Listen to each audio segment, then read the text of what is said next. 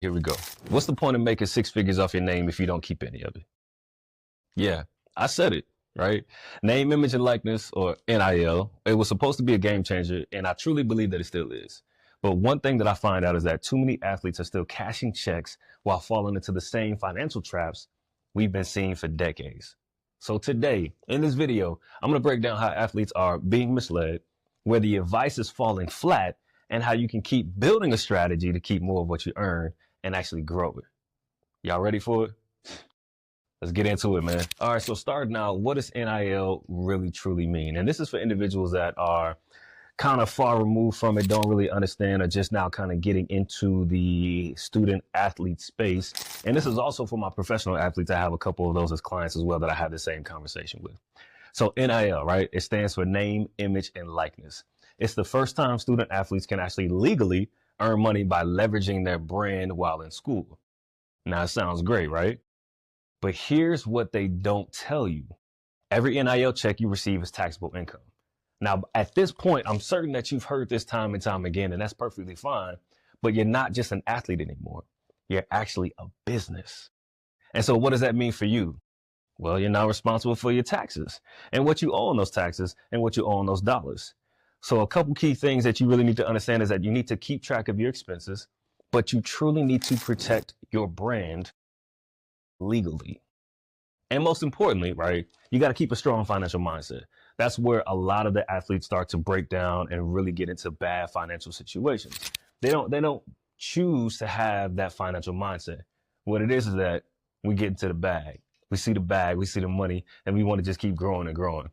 But when we're putting ourselves in that situation, we start to fail because all we're doing is cashing checks, writing, trying to write things off that you can't quite naturally write off, and then you end up getting into more financial situations. So where are athletes actually failing today, and how can they get in a stronger, positive, influential mindset, right? All right, so let's be real. Most athletes are losing because they're following hype instead of a plan. And I'm gonna say that again. Most athletes are losing because you're following hype instead of a plan. First things first, you're listening to social media influencers or agents whose only goal is to get to the bag, right? They only want to get to the bag, and there's no strategy. There's no tax planning. There's no long-term gain. There's no long-term goal. You see a bag, you go get it, but you don't have the guidance. They see a bag, they go get it, and they're going to pull from you because they think that they're giving you the right guidance. Number two, there's a serious lack of financial literacy. And who am I to be the guy to not bring you financial literacy information during Financial Literacy Month? Athletes are signing endorsement deals without even knowing how the IRS works. Whether you love them, hate them, or like them, the IRS is going to be here to stay, and they're here to take your money. Uncle Sam is always going to get his 33 1/3.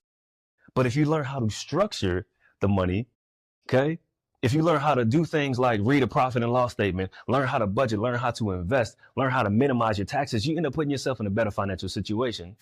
And then number three, of all things, which I think is actually one of the most important, many of you are signing these NIL deals with no legal review.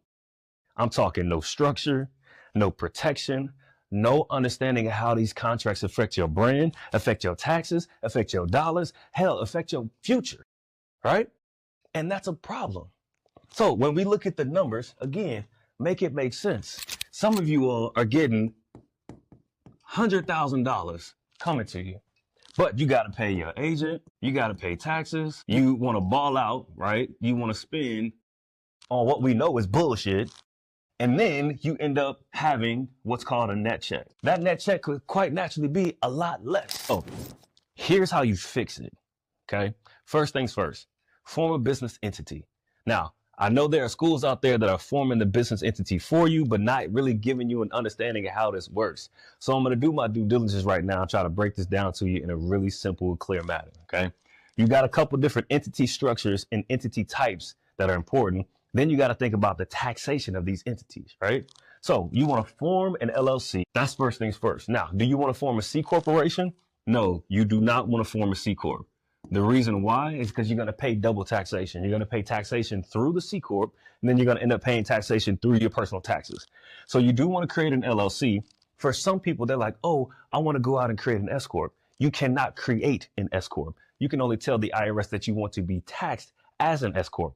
Okay. And S Corp is not an entity type, it's a taxation type. There's a key difference between that. So you can create an LLC that can be a single member LLC, multi-member LLC if you're into a partnership or whatever it may be. You can tell the IRS that I want to be taxed like an S Corp, so you can avoid one of the biggest things that are killing a lot of you, which is this 15.3% in self-employment tax. This is what I mean by structuring for your financial future. You got to understand and know how to put this all together. Now, being able to form this LLC, or again, an S Corp, depending on your deal size and how much money you're getting, there's a lot more nuances to it where you got to pay yourself a reasonable salary, things of that nature, right? But this gives you legal protection and it opens up real tax saving opportunities, right? Tax minimization strategies, whatever you want to call it. Number two, you got to build a financial team. This is where a lot of you are failing. Your financial team is mom and dad. Your financial team are your friends. Your financial team is social media gurus. Your financial team is an agent that doesn't know shit about your financial future or what you really want to do. So key point, build a financial team. So what does a financial team look like? That's going to be a tax strategist, financial advisor, and someone who understands brand monetization. Somebody that understands this culture and this lifestyle, being an influencer, and how you can really utilize your brand and opportunity to go out here and do more things. Then step three, you want to budget like you're broke. Now, a lot of you, if you heard me speak before, if I came to your school and spoke, or if I talked to, you through a sports program, you got to start budgeting and moving your money like you're broke, right? Invest, put money to the side. Realize that taking 30 or 40% of your NIL is not the best way to go, okay? You can structure different things. You can start a Roth IRA, buy into index funds. You can build your personal brand assets. You can put money into a company, because you have to start thinking about the life after sports. Because for some of you, you might not even make it to the league. So this is your ticket. This is your meal ticket right here, being in this space, okay? Understanding that today, this is your Super Bowl, right? This is your World Championship Series. This is whatever it may be. This is the opportunity for you to go collect those numbers. So know your numbers, control your cash flow, and start thinking like a CEO and not just an athlete. Because I promise you, there's plenty of opportunities out here for you to make more money as you grow. But again, this is where you are today. Now, let's start to look at some financial pitfalls, because the financial pitfalls of NIL is very important for a lot of athletes as well. And one of the biggest things beyond the legal ramifications of not being able to structure your company the way that you want to, is to think of it like this. When we talk about NIL, we got to talk about taxes. The two go hand in hand. When the left hand doesn't know what the right hand is doing, that's going to cause problems for you. All right. Athletes are falling apart because they're spending more money in taxes, or they're getting these back tax bills because they didn't put money away the way they were supposed to. They're listening to their agent. They're listening to some BS advisor that they got from the school that's not really putting them on the path and the direction, right? Again, building that legal team.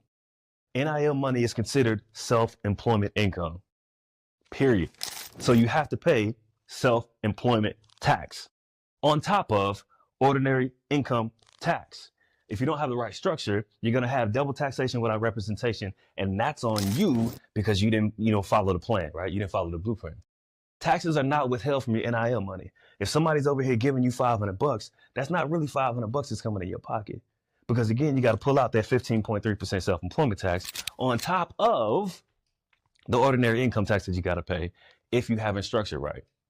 Now, depending on how you're set up, you do need to, of course, make quarterly estimated payments, or you can pay yourself a salary, which will take the place of making those estimated payments. Because if you don't, you're being bullish, and you're being bullish in the wrong way. And what you're doing is silently building debt with the IRS. And that is an op you do not want to have. And I'm telling you like it is. But as an influencer, right, as a brand, you can do a lot of things. You can write off training, travel, marketing, legal fees, business meals, a portion of your phone bill. With tax minimization strategies, we can show you different things like utilizing your home, leasing your vehicle back to yourself, doing business meetings, the whole nine. All right. I know a lot of athletes are going out here buying jewelry, buying Rolexes, buying cars, things of that nature. If you're not doing it in a proper manner, I can show you how you can write it off. But you guys are just going out and buying it and doing it without the proper structure and without the proper documentation. So you don't get credit for it. You're losing before you even started. But again, a lot of this is only if you have the right business structure set up for yourself. If you're an athlete, whether you are in college, professional, AAA, a baseball, whatever it may be, right? Still, and if you're still operating as a college athlete with a Venmo or a Zelle account, I'm telling you, you're losing thousands of dollars, period.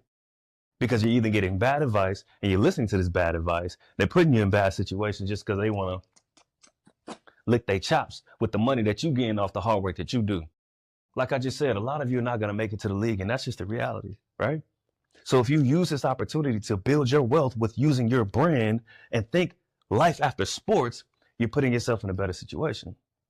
NIL is a chance for you to build. It is a chance for you to build generational wealth, right? To redefine your future and to put yourself in a better situation. Don't do I want to go out here and I want to get more money, so I want to keep transferring schools. Hey, at that point, do what you do. But stop listening to the gram, stop listening to bad advice and blowing through every deposit that you have.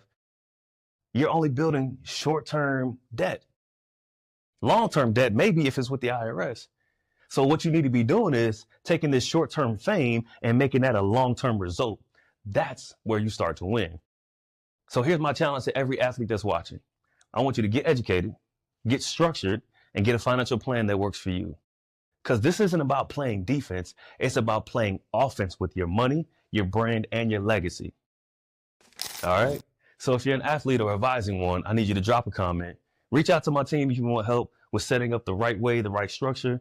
And don't forget to, of course, like, subscribe, and share this video, because I guarantee you somebody needs this game too. All right? See y'all on the next one. Love, light, and energy.